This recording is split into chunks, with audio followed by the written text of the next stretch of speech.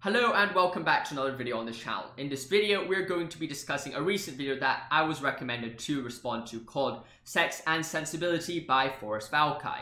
We're going to be talking about the different issues in the video and also giving you my thoughts about them. We're going to be talking about kind of the individual arguments he gives and also the implications on the global sphere. Since this is more of a scientific video in the sense that it talks more about the science and stuff like that, I would be less so responding to the scientific data he replies or he raises.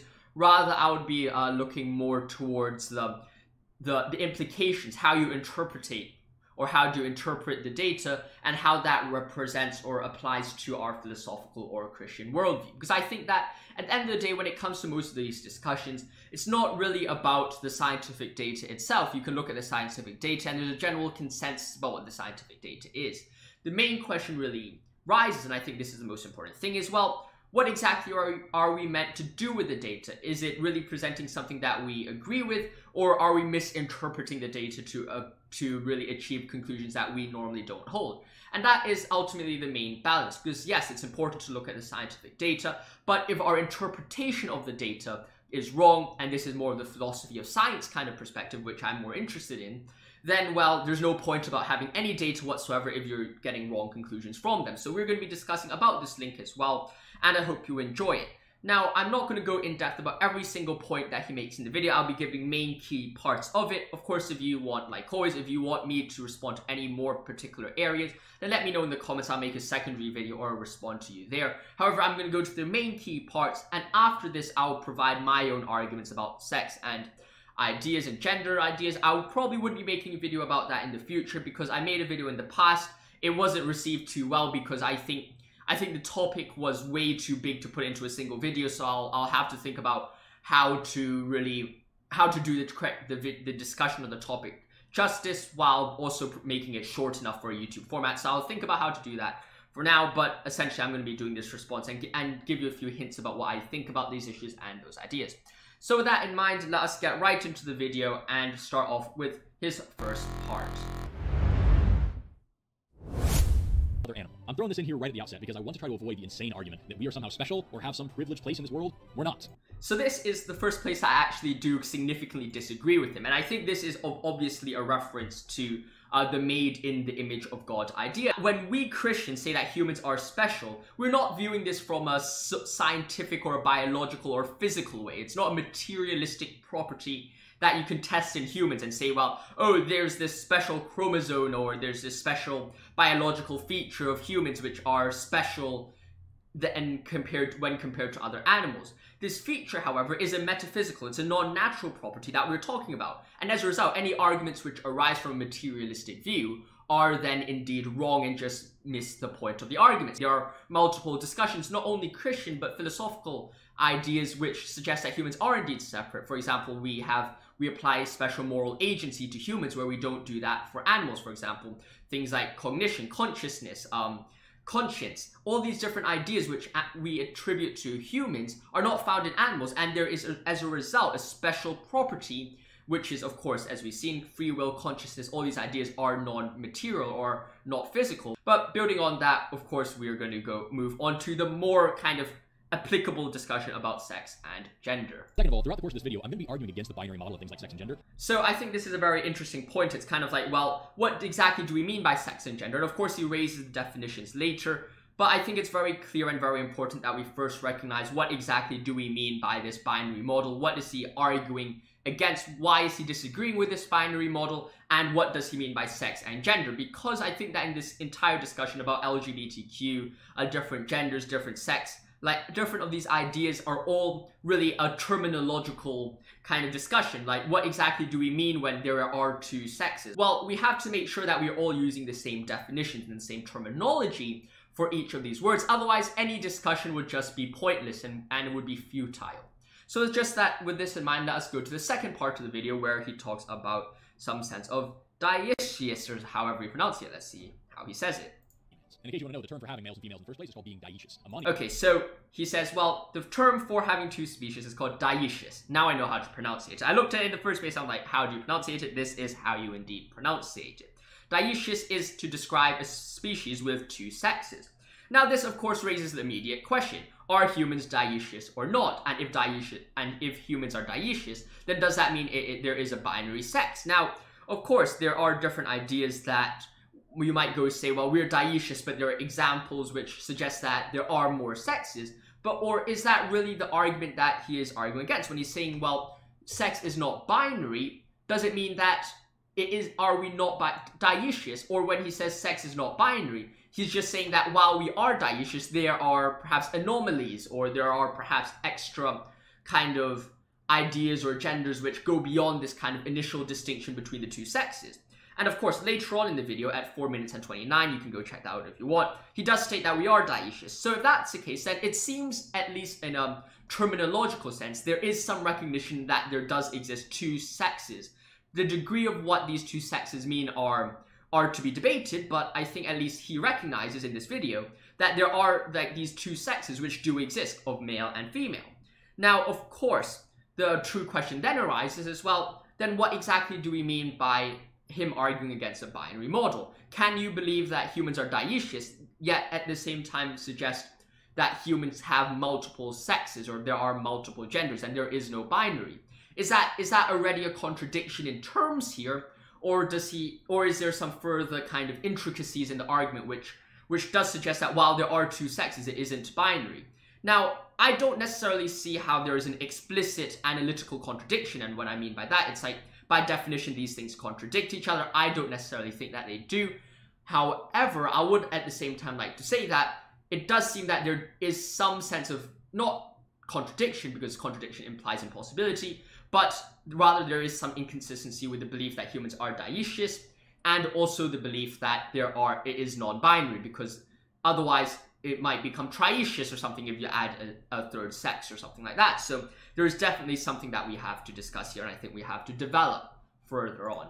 So now let's go to the next part where he starts defining what sex is. Also the term for how we characterize and categorize males versus females. And in the world of biology, your sex is determined by the size of your reproductive cells, which we call your gametes. If you have lots and lots of very small little gametes, we call those sperm, and you're a boy. If you have relatively few very large gametes, we call those eggs, and you're a girl. Now right away, you can notice that there's a pretty big problem here. What if you don't have any gametes? What if you're infertile? Does that mean that you're neither male nor female? The thing that you have to understand about biology is that all we're trying to do is define and calculate what nature is already doing all on its own. Life makes all the rules and breaks all the rules all the time. So as biologists, our job is to try to just carve out a hole for the peg that nature has already given us, and not everybody's going to fit into that slot. I think this is a very interesting point, and I completely agree with him on this idea. Essentially, what he's saying is that, well, there's these kind of definitions, there are multiple definitions of how you define what a male or a female is, and of course, as in biology, as in reality, well, things normally go astray. There are exceptions, there are anomalies, but there are generally these categories which things normally follow. And as a result, in biology, we just look at what these things normally follow, assuming everything goes well, and we're like, well, this is kind of a bracket we have, there's another bracket we have, of course there are anomalies here or there, but ultimately at the end of the day, let's just work with these brackets and just label that male and let's label that female.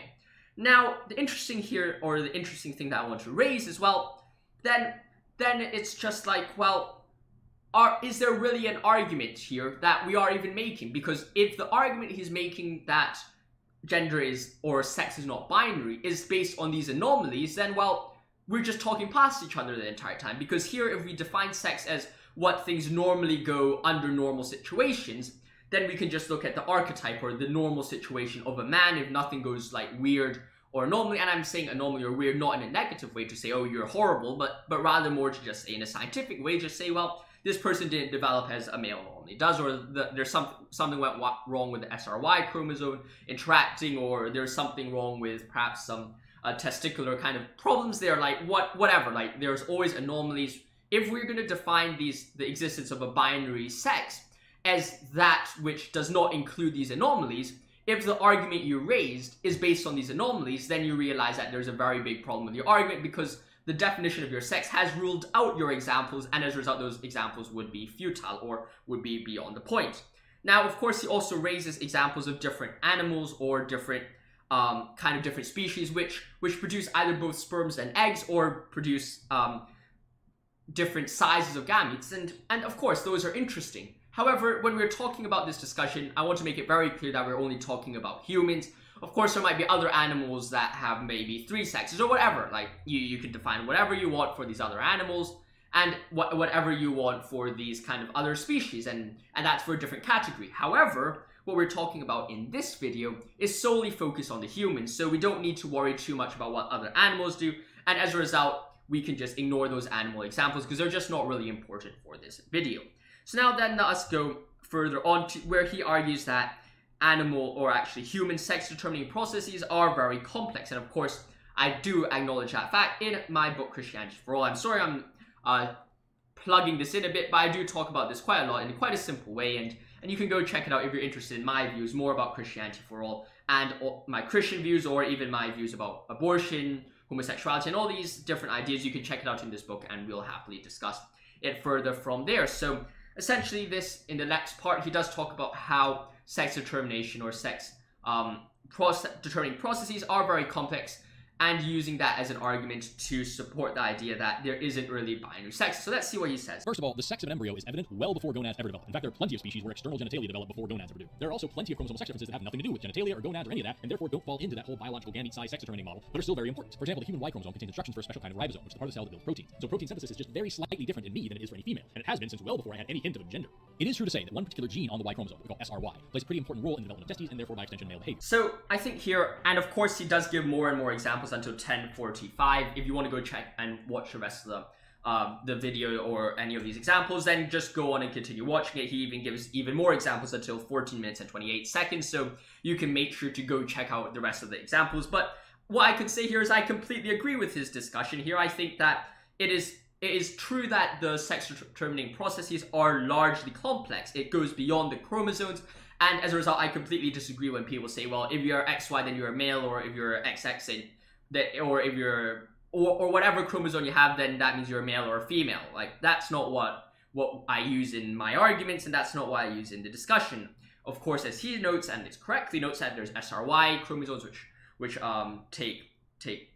puts in place. There's SRY things which focus on. There's hormones. There's basically a lot of different things which go into this sex determining process, which could lead to a lot of different results. However, I then think that it is perhaps a leap too far to then suggest that, well, now sex isn't binary. Just that there is a lot of processes and a lot of ways which things can change. It does not necessarily mean that, well, there's now a lot of different sex. There's a lot of different sexes now. What we do see, I think, however, and I'll develop this later on, is that, well, what we do see is that there are two kind of archetypes, and of course archetypes is a more of a psychological kind of frame in a la Jung, but I mean, you can use archetypes in almost any situation, in the sense that, well, there are two key concepts or two key structures of what a man is and what a woman is. This is perhaps the scientific definition or the biological definition I've used previously, as like, if everything goes absolutely correctly, what do you get? Then you get a male with the XY chromosome and the SRY chromosome, everything, assuming everything goes properly, you get the archetype, or the not ideal, because ideal has, of course, a positive connotation, but take away those positive connotations for the sake of simplicity. Let's call it the ideal archetypal male, scientifically, not psychology or in a gender way, but you have the archetype or the ideal male and the ideal or the archetype of a female scientifically, and then, well, you can say, well, of course there might be a spectrum in between it, but that doesn't change the fact that there are indeed two kind of antipodes or two archetypes on both sides. And of course, when things change, or of course there's anomalies which don't really change too much or don't change things too badly, but of course there is then going to be a link in between where people fall in between both sides. But it doesn't mean that there isn't more than two of these types. For example, if you look at, and this is why I argue, is that let's look at, imagine the North Pole and the South Pole, right? You can see that there's two antipodes on both sides. And of course, you could say, well, there's like some parts in between. There's a lot of places in between. Everywhere in the world, you're either between the North and the South Pole, but then as you're going down, you're either on the northern hemisphere and the southern hemisphere. I mean, this is arguably not the best way to represent it, but it is, I think, a very good way to just kind of illustrate how this kind of idea where you can accept the existence of a spectrum, but it's still a spectrum between two binaries or two polar opposites, and that is perhaps the best way, at least I like to look at it. Now let's go to the next part, where he then goes on and talks about kind of the idea of their sex differences or these sex varieties, and the idea that they are indeed inconsequential. Let's see what he says. Really important to point out that when we're talking about these long genetic pathways, where any one step along the way could take us way off track, what we're talking about are variations. Not anomalies, not deformities, not defects, variations. And there's a huge difference. Over the years, I've studied in a lot of anatomy labs, and I've dissected a lot of human cadavers as well as other animals, and we see variations all the time. Just differences from the textbook. Little changes in how an artery branches, or how a nerve passes through a muscle, or even big things like the shape or position of a whole organ. These are classified as variations and not deformities or anomalies because they happen a lot more often than you might think. Now, of course, he says these are not anomalies or these are not deformities, and there's a very distinct or a very interesting discussion to be had here, and I think this is where we start to have a disagreement. It's like, well, what exactly is the difference between a variation and a defect or a deformity? Well, once again, unfortunately, being philosophically accurate or philosophically acute here, we have to notice that this really goes down to a definitional issue. Of course, the idea of deformity and a defect has a negative connotation to them where a variation doesn't. Now, a good example of this would be psychopathy or psychopath. I don't even know how you pronounce it at this point, but psychopathy, especially primary psychopathy, is indeed a biological kind of expression. You have these biological impulses, or you have these biological kind of nature, and as a result, you might develop psychopathic tendencies. Well, is psychopathy then a deformity or is it a variant? It occurs quite frequently. People to different degrees have different psychopathic tendencies. It is based, like sex, on a variety of different things. It's not like you have one gene, then you immediately have psychopathy. You might have one gene and then you're not a psychopath, or you might have another gene and then you're less of a psychopath. It depends on a variation of different things. It's like if you have a low of a MOA of a gene, then you have you might have a higher chance of psychopathy. If you have reduced serotonin, then you might be even more aggressive. If you have a shorter 5-HTT allele, then you have a higher chance of having more aggressive tendencies. So as you can see here, the question is that, well, is it a variation or is it a defect? I mean, it doesn't change much apart from the ability your brain works and functions. But then if we're viewing sex or gender as a representation of your psychological nature or your brain states, then well then surely we're talking about something in the same boat. Is psychopathy a defect or is it a variation? Who knows? Or is it an anomaly? I mean, there's a lot of discussions which we could have here, and it's just very difficult to understand kind of what exactly we meant to be analyzing or what we're actually meant to be categorizing these things. And as a result, I think that all these terms that he's using here, like the variations, the defects, and the anomalies, all depend on how you're actually starting your standards at the first place. So now let us then turn on to the final, or one of the last things he talks about sex, which is the idea that there is no standard template for a male or female. The Y chromosome is neither necessary nor is it sufficient for determining your sexual identity. There is no standard template for male versus female development in biology. So here he says, well, there is no standard way or template for us to identify male or female. Now, once again, and I'm sorry I've been repeating this so much throughout this video, but I think this is a key aspect of what we're actually discussing, or what exactly is a disagreement. Because I think that at the end of the day, as I've said before, it is about the same facts but different interpretations. I look at the thing and I say, well, there is a clear and standard template for male or female. Of course, there are ways in between. For example, if you have, if your SRY is not presenting properly and then you have more female properties, then maybe you're on the female side. For me, I look at that and I'm like, well, that's fine. All I'm saying, or all I'm claiming, is that, well, there are two types of male and female, and then there are different changes which lead you to be anywhere in between these two types. Now he says, well, there is no standard template for us to identify between male and female because there are so many different parts in between them. But then my response would be that, well, assume that your SRY chromosome didn't produce, or one of your hormones didn't work too well. It doesn't mean that you can't still look at a person and say, well, you're a male, because under my view, you couldn't look at a person and say, well, you're a male if you look at me, assuming that, let's assume, for example, that maybe my chromosomes or my hormones didn't work too well, and maybe I have lower testosterone level and higher estrogen, and perhaps there's these different changes which may make me a bit more feminine than other males. Then, well, what you might say here, under his view, is that, well, I'm not a male or a female because I'm somewhere in between the spectrum, and I'm lost in the spectrum where there isn't actually a perfect way to fit me into a certain category. However, under my view of it, I'll be saying, well, yeah, maybe I'm not a direct representation of the type of the male or the archetype of the male, but that doesn't mean that I am not a male. I am a male, but I'm just more towards the female side than towards the total representation of the male side. And the same goes for a female. If a female perhaps has an XY chromosome, and then maybe the SRY isn't working, for example, in the example of mice, right? Then maybe she will be more masculine, or how did I get this? No, she'll be more feminine, even though she has an XY chromosome, and as a result, on my viewing, would be more towards a female instead of a male.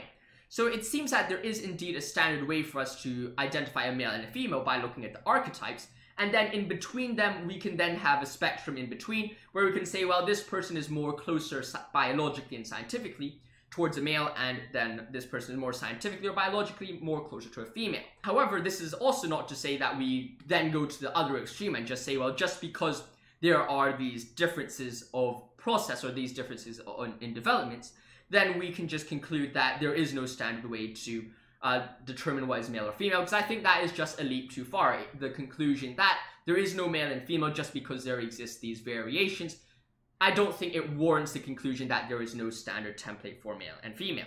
So I hope you enjoyed this discussion about sex. Now we can go to his final discussion about gender, which I think is a very interesting discussion to have. Let's try to define gender. Gender is a fluid term and a social construct. Now, of course, he is raising a very interesting concept, which is the idea that, well, gender is a social construct and is fluid. The response to this naturally is, what exactly do we mean by gender being a social construct and fluid? And number two is, well, why do we then go on and talk about brain scans? Because later on in the video, around the mark of 24 minutes and 42 seconds, he then goes on and say, well, there are certain men who have a more female psychology and brain state, and more males, and some men who have a female psychology and brain state. So there are these situations. But then I think here lies the very big danger, is that if we are to reduce gender into this kind of objective sense of we can demonstrate each gender situation by science, then, well, we have a very big problem, because on the screen here we have a list of 58 genders according to the ABC News. Now, if we reduce everything to just scientific empirical brain state studies, then the natural thing would be is that someone can't claim to be androgyny or a bigender or cisgender woman or FTM or gender fluid or any of these without them having the same evidence or the psychological evidence to back the claims. Because if we reduce these gender concepts to an objective, empirical, scientific way to look at it, and of course these terms are different, but scientific way is perhaps different than, or physical way is different from a metaphysical way. If we just look at it from a physical kind of scientific empirical way, then well, all of this would no longer be subjective. You can't claim to be any one of these unless you have a pure psychology. And then if someone truly feels cisgender, or someone truly feels transgender or trans woman, but then at the same time the scan doesn't show that they are, then, well, then your argument fails, because then they cannot claim to be it, because they're not psychologically what they claim to be. So then you would say, well, you're incorrect in your claiming that you're a trans woman or a trans man. Now, I think that you would not accept that conclusion. Of course, you could bite the bullet and say, well, yes, that's true, but I want to stick with my empirical objective lens. And sure, that's fine. That's definitely a philosophically viable way to do things. However, I do think that just is it might be just one of the limitations of such an approach, which might just make the cost of the argument way too high to accept. So I think that there are possible problems by just reducing it to brain scans, and there are better ways to identify gender as well, which I will discuss in a later video where I discuss it in more depth. However, I think this is definitely just a brief introduction to the way how things work. So let's talk about the final area where he says it's just easier to state that things exist on a spectrum. Let's see what he says. So if you've been following along, we've covered that there are at least 3 different areas of the brain that are dimorphic between the sexes, and they each vary independently of one another. So that means you have 2 different possibilities in 3 different regions, so 2 times 2 times 2 is 8 different ways that your brain could be structured between what you might call just male or just female. If you factor in what kind of gonads you have, either testes or ovaries, that's another times 2. But you could also have neither, you could also have both, so we really should be saying times 4, but just for convenience sake, we'll say another times 2. So that means that you have at least 16 different configurations of what you could presumably call someone's gender. And we haven't even factored in sexual orientation. So now I think that's a very, very good example of what I said just now. It's like, here he says, well, there are lots of different variations where we can call what is someone's gender. Well, that's a problem, don't we see? Is that, like, if we are reducing it to just the size of your gonads or just these issues, then well, surely this list then becomes almost absurd. It's like, well, how exactly are we meant to figure out what the cisgender is? Not only is there a problem to identify and say, well, someone who is agender but doesn't have the proper physiology or the biology to back it cannot be agender. Not only do we have that problem arising, we also have the problem of saying, well, which one of these categories is agender? Which one of these categories is a cis woman? Which one of these categories is a cis female? Which one of these categories is neither? Which one of these categories is non-binary? If we were to reduce gender to these different categories or these different circumstances, then we would just not be able to move anywhere. Like, moving or reducing this kind of gender towards this purely scientific kind of approach, I think would be insufficient. Of course, he does recognize perhaps social constructs or socio-cultural kind of influences on the situation, but I think that the over-reliance or the usage of science to defend the existence of multiple genders, or at least as used in these scenarios, would indeed be detrimental to the argument as a whole, because by applying this kind of philosophy of science, we can just realize that it just is completely impractical and philosophically absurd to suggest that there is a total link between these genders that they're arguing for and the science behind it, because there seems to be a disconnect between the two, which is clearly recognized by the proponents of gender theories, or at least the gender theories which we see in these studies where there's a lot of different genders, and the science which we see underlying it. So let's continue watching. Different permutations for gay, for straight, for bisexual, for pansexual, for asexual. We haven't factored in intersex people. We haven't factored in Klinefelter syndrome, where you have XXY, that's 3 sex chromosomes. We haven't factored in Turner syndrome, where you have X and then nothing else. We haven't factored in whether you have a penis or a vagina, or both, or neither, or more than one of one or the other, which happens from time to time. If you really, really want to push the idea that everybody fits into just one out of however many boxes, you are very quickly going to have to come up with dozens, if not hundreds of different categories just to fit this insanely parochial worldview you're keeping. So now I think that this is the final where I think I might disagree with him a bit more. It's like, well, you have to come up with a lot of these categories in order to identify whether you're a male or female. That's not necessary under my argument. I'm just saying that, well, there's the male where everything normally goes according to plan. The science clearly demonstrates that there is some sense of an archetypal male. If the SRY chromosome works well, if the XY chromosome is properly represented, if the testosterone levels are, like, so forth, you get what I mean. Like, and of course, there's way more examples and way more evidence here, and you can find those arguments in his own video. But essentially, if you look at these two, then you can like look at the spectrum in between, and well, you're more male or female, or you're more female or male, or you're close to one of these antipodes or another, just as Antarctica or is closer to one of the poles than the other, although they're not necessarily exactly on the pole, like Hong Kong is closer to the equator, but doesn't mean that it's not close to one of the poles or the other. So essentially, I think that there is a very good consensus here that what he's saying the science represents, and what he's saying for the science to represent and he's arguing to, does not exactly reflect the current gender situation that we're observing. The second thing that we can learn, I think, as a conclusion, is that there is merits to his argument in the idea that there is indeed a spectrum between male or female. It just is not interpreted in the same way. We both agree that there's a spectrum. He just views that spectrum as more of a idea that, well, the existence of a spectrum means that there are no two genders, or no two sexes, whereas I view that there are two sexes and there's a spectrum in between it. For example, I might have a line, or let's just say, for example, there's a ruler. I believe that there's a spectrum inside between the 0 point and the 10 point, but I do believe in the existence of the 0 and the 10 point on my ruler. So I hope you've enjoyed this video. I know it's been a difficult and quite a long video to listen to. If you stayed to the end, I hope you've enjoyed it. Let me know your thoughts and opinions about the different ideas in the comments below.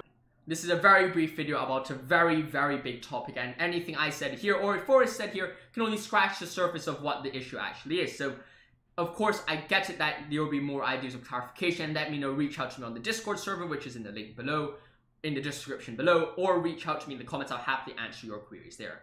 Hope you've enjoyed this video. Like always, thank you for watching. If you enjoyed this content, make sure to like and subscribe. Stay safe, thank you for watching, and goodbye, my friends. See you soon.